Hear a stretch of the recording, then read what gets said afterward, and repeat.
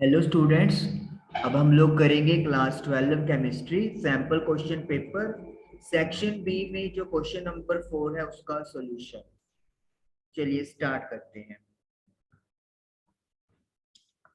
Section B सबसे पहले आप लोग देख लें कि सेक्शन बी में हमारे पास 4 to 11 यानी कि टोटल 8 नंबर ऑफ क्वेश्चंस आएंगे और हर क्वेश्चन में आपको 3 मार्क्स मिलने वाले हैं। तो इट मींस सेक्शन बी जो है वो 24 मार्क्स का आप लोगों का कवर होगा। तो सबसे ज्यादा वेटेज सेक्शन बी को है। और क्वेश्चन नंबर 4 में आपको इंटरनल चॉइस भी दी हुई है। तो हम लोग क्वेश्चन नंबर 4 के दोनों पार्ट्स करने वाले हैं और ये चैप्टर अमाइन में से आ रहा है। एक ही क्वेश्चन करने की वजह इसीलिए है क्योंकि एक क्वेश्चन जो है वो आपको माइंड चैप्टर में से है दोनों पार्ट। तो प्रॉपर हम लोग यहाँ पे टॉपिक भी डिस्कस करने की कोशिश करेंगे क्वेश्चन के अकॉर्डिंगली। चलिए स्टार्ट करते हैं। अकाउंट फॉर द फॉलोइंग, हमें इनकी वजह बतानी है जो आपको कुछ स्टेटमेंट दी हुई है। Aniline cannot be prepared by ammonolysis of chlorobenzene under normal condition। सबसे पहले तो एनिलीन क्या होता है? अगर आपके पास बेंजीन रिंग है और आप क्या करोगे, किसी भी पोजीशन पे NH2 अमाइन लगा दोगे, तो अमाइन ग्रुप लगा दोगे तो इसे हम लोग एनिलीन बोलना शुरू कर देते हैं। तो एनिलीन कहता है हम लोग प्रिपेयर नहीं कर सकते ammonolysis of chlorobenzene. What is chlorobenzene? आपके पास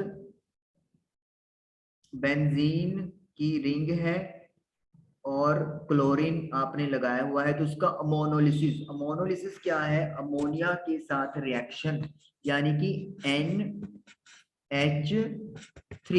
अगर आप लोगों ने चैप्टर ये किया हुआ है तो आप लोगों को समझना आसान है कि हमारे पास अगर एल्काइल हेलाइड्स होते हैं या फिर हम लोग मतलब किसी तरीके से आप बेंजाइल हेलाइड्स भी ले सकते हो, तो अगर उनकी अमोनिया के साथ रिएक्शन करते हो तो आप लोगों के पास अमाइंस बन जाते हैं।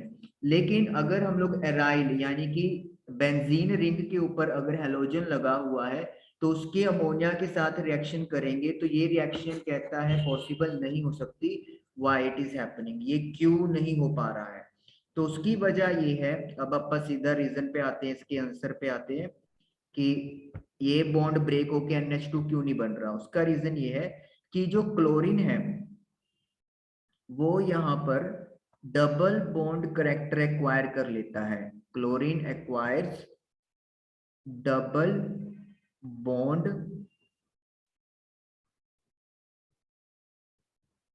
कैरेक्टर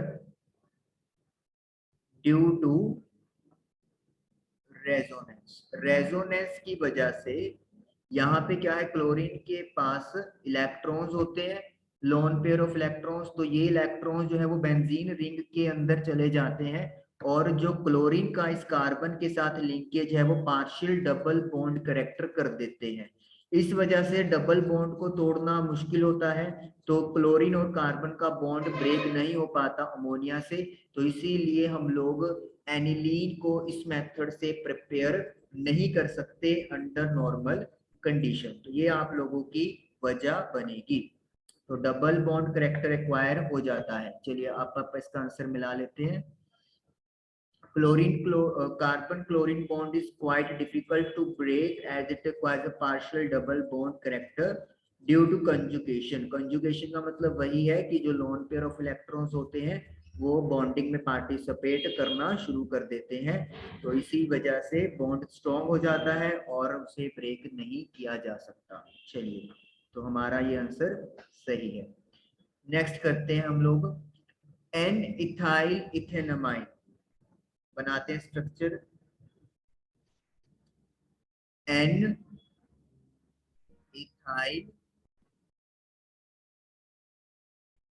इथेनमाइन कैसे प्रिपेयर करेंगे? एन लगा दो, इथाइल यानी कि एन के एक साइड पे कनेक्ट करना है आपने इथाइल C2H5। इथेनमाइन का मतलब क्या है? यहां पर भी आप लोगों को C2H5। इथेन मतलब दो कार्बन और उसके साथ इथाइल ग्रुप का, तो C2H5 अमाइन का मतलब N सेंटर में आपका आ गया है, तो ये हमारे पास बन गया N इथाइल इथेनमाइन। तो ये आपको दिया हुआ है और साथ में बॉइल्स एट 329.3 केल्विन, ये आपको बता रखा है कि ये बॉइल कर रहा है 329.3 केल्विन पे। एंड ब्यूटामाइन, ब्यूटेनामाइन, ब्यूटेनमाइन कैसे बनेगा, ब्यूटेन अमाइन, ब्यूटेन है तो 4 कार्बन लगा दो, अमाइन मतलब NH2 क्योंकि 1 पे आ रहा है, एन इथाइल या एन मिथाइल कुछ भी नहीं है तो इसीलिए हम लोग NH2 लगाएंगे। तो इस तरीके से आप बाकी कार्बन्स की वैलेंसी कंप्लीट कर देते हो। तो जो ब्यूटेन अमाइन है वो बॉईल कर रहा है 358.8 केल्विन पे, तो बॉइलिंग पॉइंट में डिफरेंस है, लेकिन कहते हैं दोनों ही आइसोमेरिक हैं। तो बताइए किसकी वजह क्या है। देखिए यहाँ पे भी 4 कार्बन, हाइड्रोजन 11 और एक नाइट्रोजन है। यहाँ पे भी 4 कार्बन है, 3 5 7 9 11, हाइड्रोजन 11 है और एक नाइट्रोजन है, यानी कि दोनों ही आइसोमर्स हैं। लेकिन फिर भी ब्यूटामाइन का कहते हैं बॉइलिंग पॉइंट ज्यादा है और इथेनमाइन का कम है। वाई, सिंपल है यहाँ पे, जो आपके पास अमाइन का ये एक मॉलिक्यूल है और इसी एन इथाइल इथेमाइन का दूसरा मॉलिक्यूल होगा, इनके बीच में एक हाइड्रोजन बॉन्डिंग बन जाती है। इस मॉलिक्यूल का नाइट्रोजन और इस मॉलिक्यूल का हाइड्रोजन आपस में क्या हो जाते हैं, double bond acquire, sorry hydrogen bond acquire कर लेते हैं।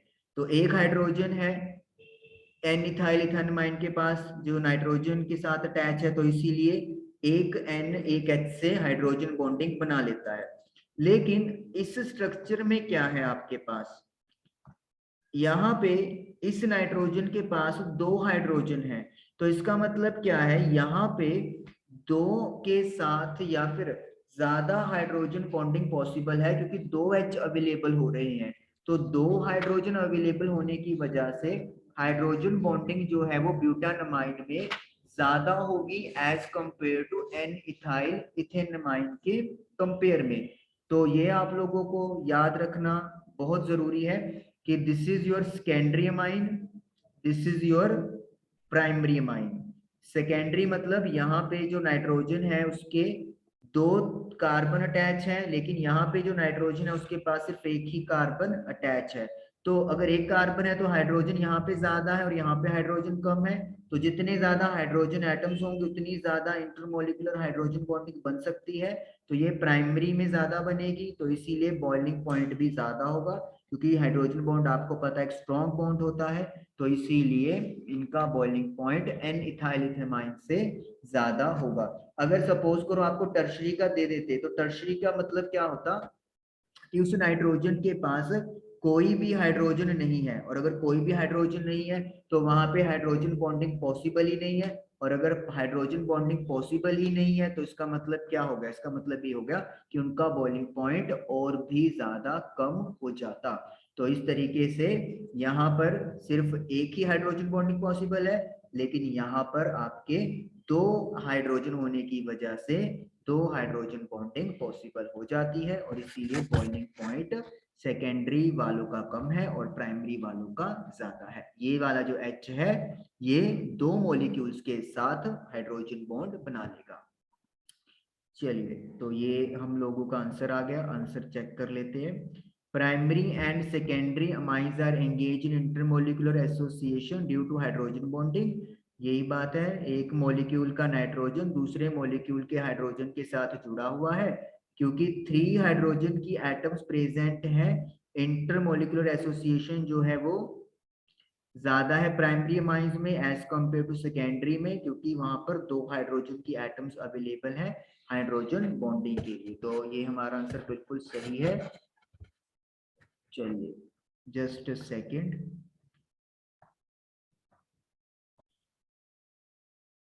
लिखा है 3 हाइड्रोजन एटम्स प्राइमरी में, यहाँ पे 2 आएगा, ठीक है ना।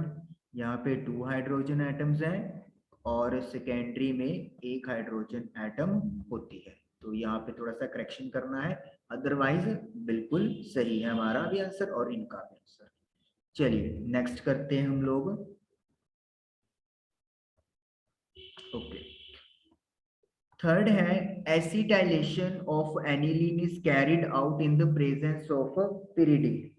पिरिडिन एक स्ट्रॉन्ग बेस है, कहता है अगर आप एनिलीन की एसिटाइलेशन करना चाहते हो तो वो पिरिडिन की प्रेजेंस में होती है। वाई? सबसे पहले तो एसिटाइलेशन क्या होता है? एसाइल ग्रुप को अगर आप एसोसिएट करना चाहते हो, आप इंट्रोड्यूस करना चाहते हो, तो उस प्रोसेस को एसिटाइलेशन बोलते हैं। अब हम लोगों ने एनिलीन का एसिटाइलेशन करना है। एनिलीन मतलब NH2। तो इस रिंग में आप CH3CO ग्रुप लेना चाहते हो, तो कहते हैं कि जब भी आपने ये ग्रुप इंट्रोड्यूस करना है, सपोज कर लो मैं एसिटाइल क्लोराइड के थ्रू ये ग्रुप इंट्रोड्यूस करना चाहता हूँ, तो मुझे हमेशा कहता है पिरिडिन ऐड करना पड़ता है। उसकी वजह क्या है?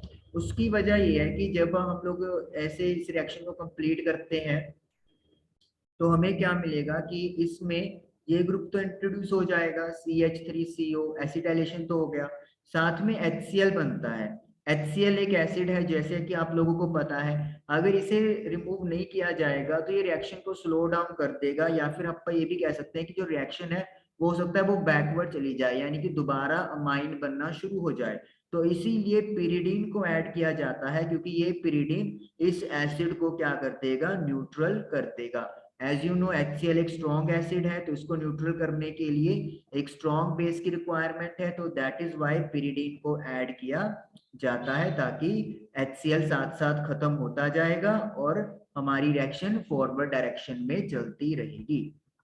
चलिए इसका आंसर हम लोग चेक कर लेते हैं एक बार कि इनके अकॉर्डिंगली क्या आ रहा है। During the acetylation of allyl strong base is added, this is done to remove HCl so that reaction then बिल्कुल वही चीज है, देखिए इक्विलिब्रियम, ताकि राइट हैंड साइड चले, तो इसीलिए हम लोगों को ये चीज ऐड करनी पड़ती है। तो आप देख सकते हैं कि आपकी बुक में से ही इन्होंने क्वेश्चंस बनाए हुए हैं, तो अच्छे से रीड करनी जरूरी है लाइन टू लाइन। नेक्स्ट इसी के साथ ऑप्शन दिया हुआ है कन्वर्ट द फॉलोइंग। जिनकी रीजनिंग वीक है लेकिन रिएक्शन स्ट्रॉन्ग है, तो वो फोर्थ क्वेश्चन ये वाला डन कर सकते हैं। Phenol to N phenyl ethanamide. Phenol, phenol से N ethyl phenomide, N phenyl ethanamide, N ethyl, फिर बोल जाता हूँ, N phenyl ethanamide, phenyl, just a minute, N phenyl ethanamide. तो हमें ये फिनॉल से एन फिनाइल इथेनामाइड में कन्वर्ट करना है। सबसे पहले तो फिनॉल क्या होता है? फिनॉल होता है बेंजीन की रिंग होती है और उसके साथ OH ग्रुप लगा होता है। एन फिनाइल इथेनामाइड का मतलब क्या है? एन लगा दो, एन के साथ एक फिनाइल ग्रुप लगाना है। फिनाइल मतलब C6H5, यानी बेंजीन रिंग का एक H आपने रिमूव कर दिया, तो वो एन लग गया। उसके बाद आपके पास इथेनमाइड है। इथेन अमाइड का मतलब क्या है? C double bond O CH3, एक H यहाँ पे कंप्लीट कर देंगे। इथेन मतलब 2 कार्बन, अमाइड मतलब C डबल बॉन्ड O, तो C double bond O CH3, ये आपका अमाइड ग्रुप हो गया और इसको नाम देते हैं इथेनमाइड, और ये एन फिनाइल इधर लग गया। तो फिनॉल से एन फिनाइल इथेनमाइड की जर्नी हम लोगों ने ट्रेस करनी है। चलिए देखते हैं कितना हम लोग कर सकते हैं। सबसे पहले हम लोग ये OH ग्रुप हटाएंगे with the help of zinc. जब भी जिंक डस्ट का यूज किया जाता है तो फिनॉल जो होता है वो बेंजीन रिंग में कन्वर्ट हो जाता है। उसके बाद बेंजीन रिंग में आप लोग नाइट्रो ग्रुप इंट्रोड्यूस करोगे, और उसके लिए आपको क्या चीज चाहिए? Concentrated nitric acid plus sulphuric acid H2SO4। तो जब आप लोग इनका रिएक्शन करवाते हो तो जो रिंग है उसमें नाइट्रो यानी NO2 ग्रुप इंट्रोड्यूस हो जाता है, तो ये नाइट्रोबेंजीन बन गया। नाइट्रोबेंजीन को अब आप एनिलीन यानी कि NH2 में NH2 लेके आते हो, उसके लिए क्या करोगे? आयरन की रिएक्शन करवा दो HCl के साथ और नाइट्रोबेंजीन के साथ रिएक्ट करवा दो। You will get aniline NH2 आप लोगों को मिल जाएगा। अब उसके बाद हमें करना है एन फिनाइल इथेनमाइड। अभी हम लोग एसिटाइलेशन करके आए हैं कि CH3CO ग्रुप इंट्रोड्यूस करना है। तो क्या पढ़ा हम लोगों ने कि जैसे एसिटाइल क्लोराइड आपने लगा दिया इन the presence of pyridine, pyridine जरूर करेंगे। रीजन यहाँ पे नहीं पूछा है रीजन, लेकिन हमें पता होना चाहिए दोबारा क्या HCl बनेगा उसे रिमूव करने के लिए ताकि इक्विलिब्रियम राइट साइड में शिफ्ट रहे। तो NH और एक H की जगह C double bond O CH3 लग जाएगा। और इस तरीके से हमारी जो रिएक्शन है फिनॉल से एन फिनाइल इथेनमाइड तक की जर्नी पूरी होती है। चलिए अब पापा चलते हैं इसके सॉल्यूशन की तरफ। सॉल्यूशन मैंने यहीं से ही किया है। OH जिंक डस्ट ठीक है, ये भी सही है। NO2 ये सही है। यहाँ पे जो NO2 ग्रुप को NH2 में कन्वर्ट करने का ये चीज लिखा हुआ है, मैंने अपनी एनसीईआरटी के अकॉर्डिंगली ही यहाँ पे किया है। हमारे एनसीईआरटी में लिखा हुआ है कि we can take iron plus HCl या स्ट्रोंशियम प्लस HCl, तो इसलिए मैंने वो वाला उठाया है, ये वाला यूज नहीं किया। बाकी सेम सही है। ठीक है जी, एन फिनाइल इथेनमाइड। चलिए क्लियर कर, इसको क्लियर कर देते हैं अपने वाली स्क्रीन को। नाउ नेक्स्ट सेकंड कन्वर्जन देखते हैं कि क्या करनी है हमें। सेकंड है chloroethane to methanamine. Chloro methane, chloromethane और chloroethane, chloroethane, chloroethane to methane amine. Chloroethane, ethane मतलब 2 कार्बन, क्लोरो मतलब एक क्लोरीन लगाना है और बाकी सारे आपके HH कंप्लीट हो जाएंगे। मिथेन अमाइन, मिथेन अमाइन के लिए क्या चाहिए? मिथेन मतलब अमाइन, अमाइन मतलब NH3 होता है, तो मिथेन लगाना है तो एक N का मिथेन लगा दो। देखो मिथेन के लिए NH3 आ गया, सॉरी CH3 आ गया, और अमाइन के लिए NH2 आ गया। तो CH3CNH2 में हमें जाना है। एक चीज यहाँ पे नोटिस करो कि स्टार्टिंग में 2 कार्बन है लेकिन प्रोडक्ट में 1 कार्बन है, तो यानी कि 1 कार्बन कम होना चाहिए। और वो स्टेज आएगी जब एक नेमिंग रिएक्शन भी आप लोग यहाँ पे कर लोगे। सबसे पहले तो हम लोग क्या करेंगे, यहाँ पे एक्वस NaOH का यूज करेंगे। उससे क्या होगा, उससे ये होगा जो क्लोरीन है वो खत्म हो जाएगा और उसकी जगह पर OH लग जाएगा। This is reaction to convert halo alkane into alcohol. अगर T1 आप लोगों ने अच्छे से किया है तो आप लोगों को याद भी होगा। अब यहाँ पे हम लोग एक strong oxidising agent potassium permanganate का यूज करेंगे। उससे क्या होगा, ये जो आपका इथेनॉल दिख रहा है ये इथेनोइक एसिड में कन्वर्ट हो जाएगा। CH3COOH, ये स्ट्रॉन्ग ऑक्सीडाइजिंग एजेंट है, ये आपका इथेनोइक एसिड में कन्वर्ट कर देगा। उसके बाद अमोनोलिसिस करेंगे यानी कि NH3 और साथ में हीट हो जाएगा। इससे क्या होगा, इससे जो आपका ये कार्बोक्सिलिक ग्रुप दिख रहा है ना, ये अमाइड ग्रुप में कन्वर्ट हो जाएगा। C double bond O as it is रहेगा, OH खत्म होके उसकी जगह पर NH2 रह जाएगा, वाटर बाहर आ जाएगा। तो ये अमाइड ग्रुप आ गया। अब यहाँ पे आपको याद रखना है कि जो एक कार्बन आपका कम हो रहा है मेन प्रोडक्ट में, उसके लिए एक रिएक्शन है आपकी बुक में, that is Hofmann, HOOFMANN, Hofmann bromamide, bromamide degradation reaction.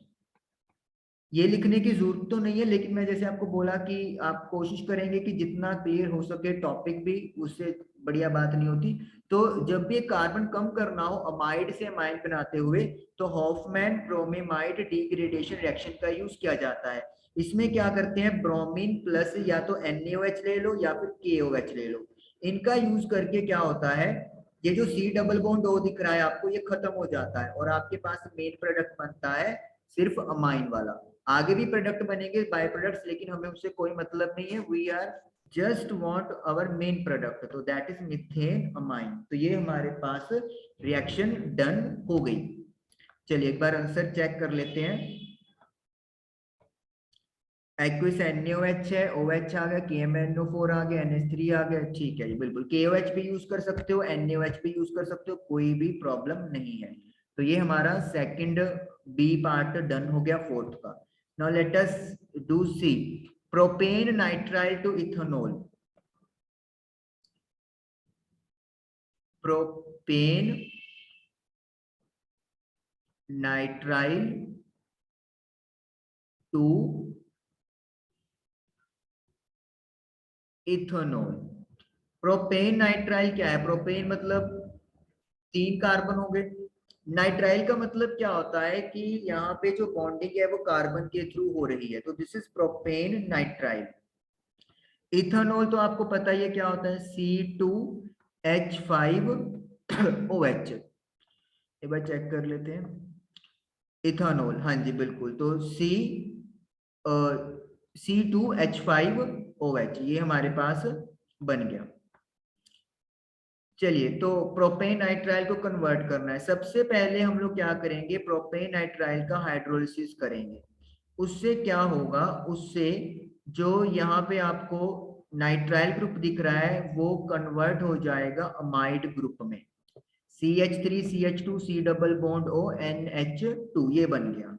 उसके बाद आप देखिए यहाँ पे 3 कार्बन है और हमें 2 कार्बन चाहिए, तो क्या करेंगे, बिल्कुल Hofmann bromamide degradation reaction in the presence of bromine and, या तो KOH लगा दो या NaOH लगा दो, तो क्या होगा, अमाइड से अमाइन बन जाएगा, ये बन गया।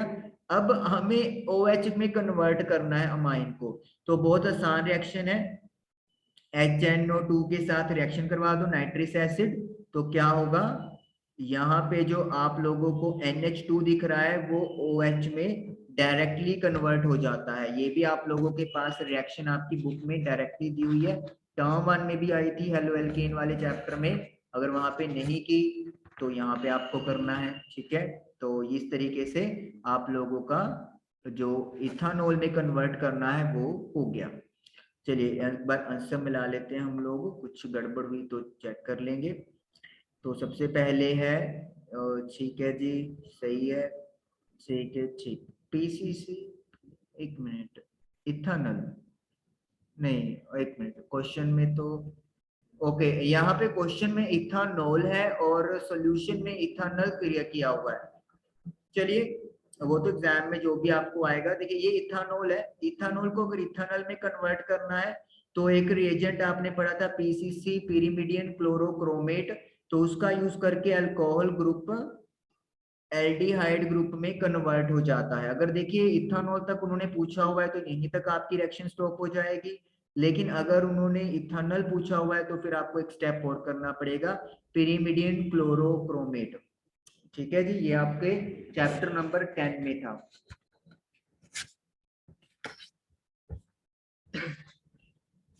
pyrimidine क्लोरोक्रोमेट, मैं एक बार फिर भी चेक कर लेता हूँ, pyridinium क्लोरोक्रोमेट, बिल्कुल यही था, pyridinium क्लोरोक्रोमेट। तो इस तरीके से क्वेश्चन नंबर 4 आप लोगों का डन हो गया है। तो आई होप कि आप लोगों को क्लियर हुआ होगा। Thank you for watching the video.